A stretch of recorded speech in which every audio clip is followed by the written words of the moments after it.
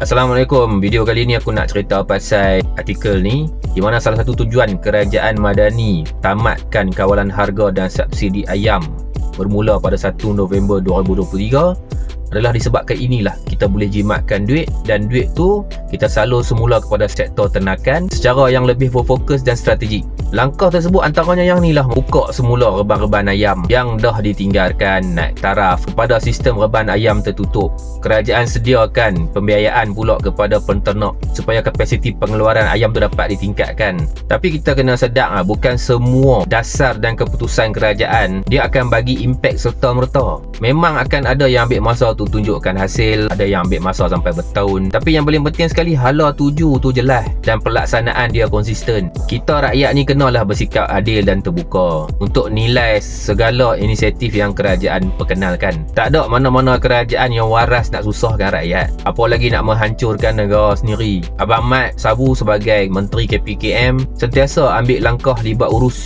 buat tindakan berdasarkan kajian dan pertimbangkan secara menyeluruh, baru ambil tindakan supaya dapat pastikan kestabilan ekonomi dan kesejahteraan rakyat tu secara berterusan.